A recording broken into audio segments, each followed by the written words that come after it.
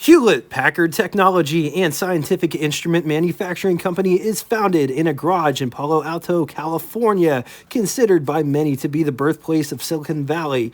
Aviation pioneer Amelia Earhart is officially declared dead after 18 months of searching, and the government of Siam changes its country name to Thailand, which means free land. The year is 1939, and this interesting looking car was on offered by Buick. But before getting into all of it, I'm Jay. Welcome to What It's Like, the automotive channel that digs different cars. We feature the classics, vintage, some exotics, orphan cars, and cars from big brands that they tend to forget about.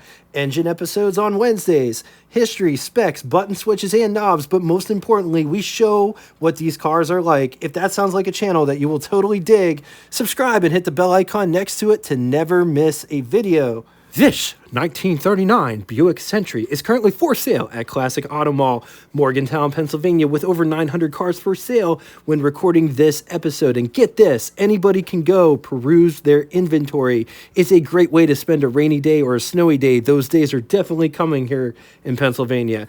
Hours of operations, directions, as well as more pictures. And to check out Classic Auto Mall's inventory, be sure to click the link below. After the show. 1939 Buick was broken down into 4 series in 4 different wheelbase offerings. The 40 Special riding a wheelbase of 120 inches.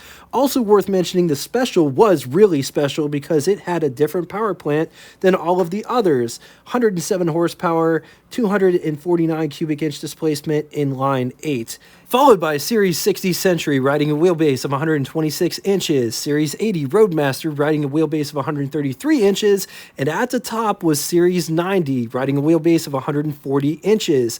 The Century evolved from the Series 60. The Century pretty much flickered through time like a candle.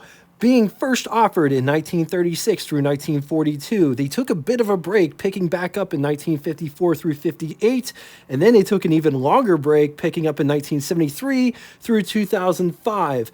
It was rear-wheel drive up until 1981, going to front-wheel drive in 82, and ending out in 2005, front-wheel drive.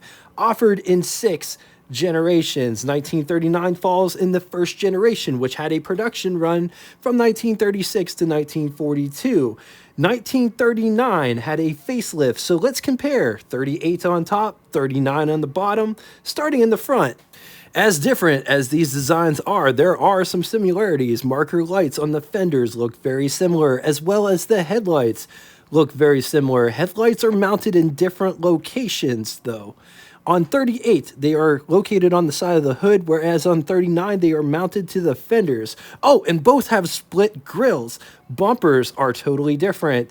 The fenders are different. The 39, the fenders just flow. The hood also flows into the fenders. And from this angle, it actually looks pretty good, but it's still a bit of an acquired taste in my opinion.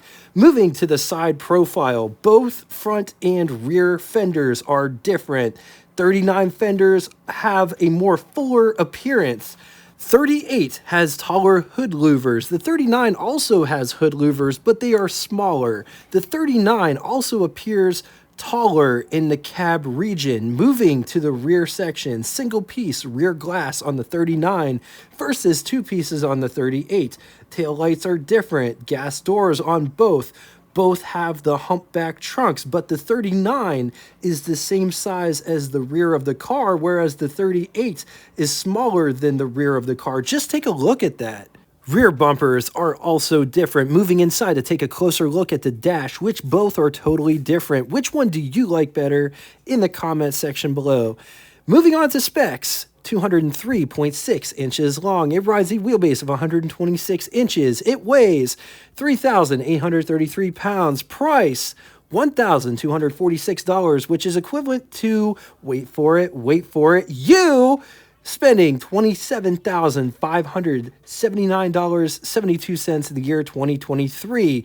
Total 1939 Buick was 208,259 units, of which 23,430 were the Century variety, and of that number, 18,462 were the four-door sedan.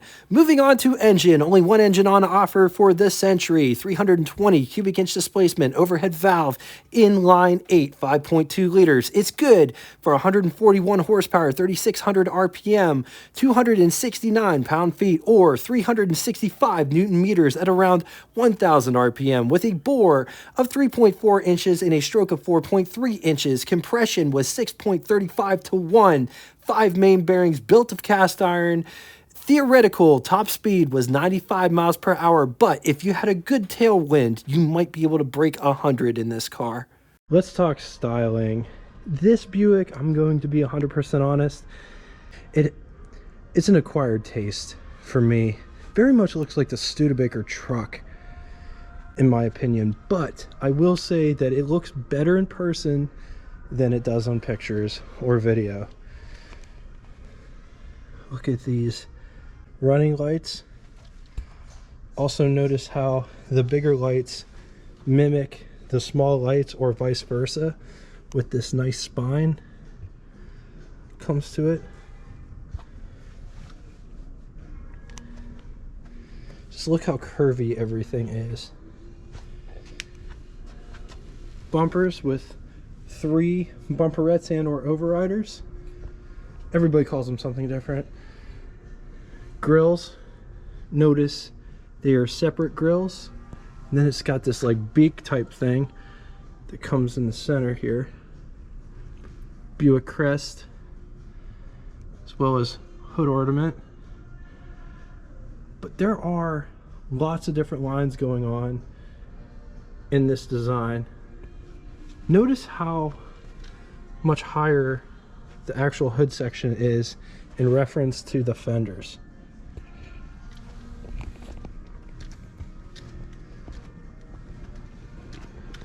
Coming down the side, the fenders are rolled. Just look at this fender design. Comes back here. The running boards are wider in the front. Here's my shoe for reference. I wear size 12 shoes. Up above that is the antenna, and it tapers quite a bit back here. It's all the further my shoe fits on the running board in the rear. The rear fenders are also rolled. Gas filler is behind this door on the driver's side.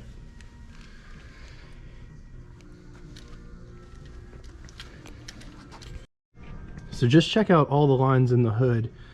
You have this ever so faint line here, and it gets more pronounced as it heads towards the nose of the car on both sides, as well as this nice bright piece that goes to the hood ornament down there. Just look at the hood top down. It looks pretty cool. This car has a cowl vent, split windshield. The windshield's pretty big too. Opposing windshield wipers that are on pedestals. Side mirrors are mounted here. This car does have drip rails that start at the base of the windshield and run the length of the car.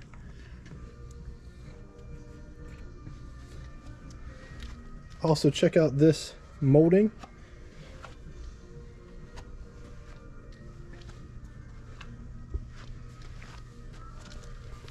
The rear brake lights are really small, but they have these nice accent pieces at the top. Bumpers with overriders, only two overriders in the back as opposed to 3 in the front. This car has a built-in trunk, and while we're back here we might as well get inside. Trunk lid's pretty heavy. Look at how big that trunk is. Full-size spare. Back up, the load floor is pretty low, all things considered.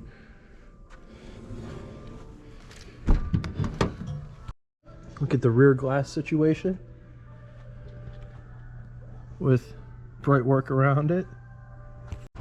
Getting inside, but before we do, check out the door handles. Look at everything that's going on. That's a really cool design and just different. I've never seen door handles designed like this.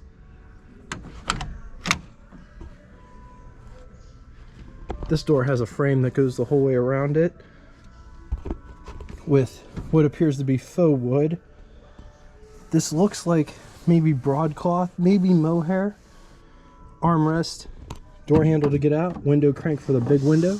Operates like that. This one has vent windows. Just make sure that this is, and they are crank operated.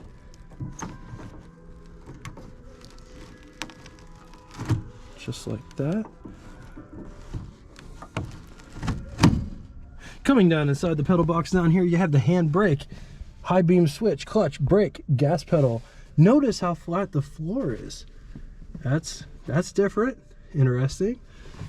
Ashtray here, as well as an ashtray over on the other side for the passenger. Take a gander at this interior. Here's what over the hood looks like. Here's what first person over the hood looks like.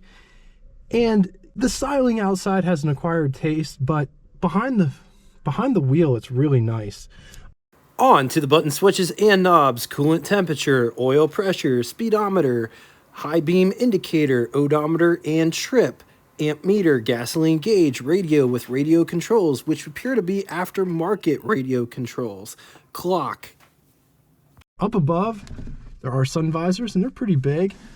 This one doesn't have a rear view mirror. Another sun visor over here. On to the glove box test. Here's our test subject. Here's my hand for reference. Here's the glove box in question.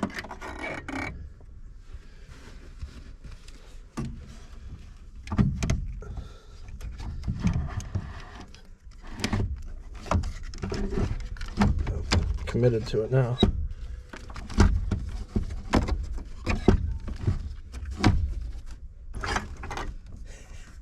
And it fits. Getting in the rear, and that's all the further that door opens. Notice you don't have an armrest on the door panel itself, but there is an armrest here. Door handle to get out, window crank for the big window. Operates like that, and it goes all the way down, or almost all the way, with just a little bit right here. Also notice how flat the floor is back here. Here's what the front looks like from the back. Let's take a quick gander at the pillar to glass ratio, or the greenhouse. Here's what visibility looks like out the rear.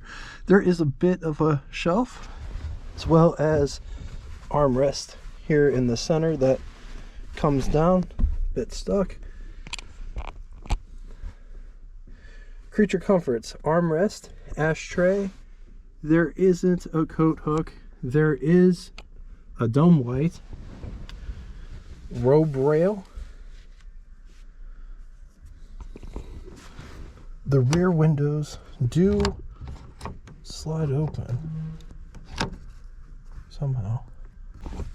Tons of room back here between my knee and the back of the seat. I'm 6'2", fit back here beautifully. Seat profile is rather upright, and it does dip down back here, but it doesn't matter. There's so much space that it frankly doesn't matter. There's also a footrest here to put your feet up on, so if you do that, you have even more space. Getting under the hood, hood release is right here.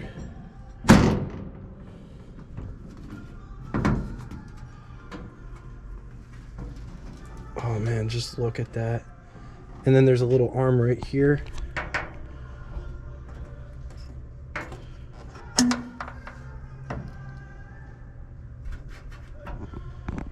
Just like that. Overhead valve, Buick inline 8, horn there, carburetor, as well as, look at this massive air cleaner. Let me go to the other side real quick.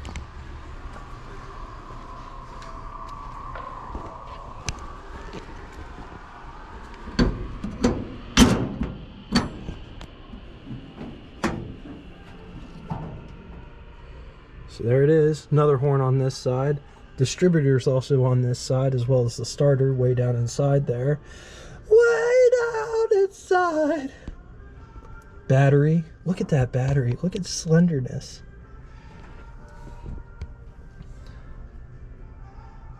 Fuel pump.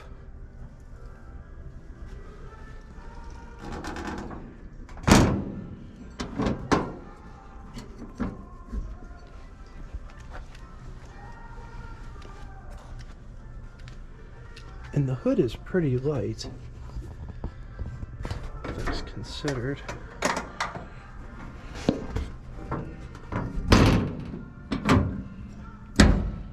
On the positive side, spacious both front and definitely in the rear. Hood is easy to get to open. Sometimes with butterfly hoods, they can be tricky and very finicky to relatch. This one did not have that problem. Good selection of body styles on offer. Against it, this car does look better in some angles, but it's still definitely an acquired taste. Can be thirsty. All right, now it's time for Would You Rather. Two scenarios today. In the first scenario, would you rather have a 1939 Olds or 1939 Buick Century or 1939 Mercury? I'm going to leave this here for a minute. If you need more time, feel free, pause the video. Moving to the second scenario, 1939 Hudson or 1939 Buick or 1939 Graham. Once again, gonna leave this here for a minute. If you need more time, feel free, pause the video. Now it's time for Name That Tune. First person to get both the name of the band and the song title correctly in the comment section will have their comment pinned to the top of it. Thank you all so much for coming out and watching this. If you'd like to get in touch with me, shoot me a comment in the comment section below or send me an email. All of it will be linked in the description below. Just know that I appreciate everything that you guys bring in the comment section. I dig reading all the stories, memories, and experiences that you guys share. And until next time, toodaloo! Next thing I remember, I was hearing wedding bells, standing by a woman with a long white lacy veil. I raised the veil, she smiled at me without her left front tooth. I said, where the hell am I, and just who the hell are you?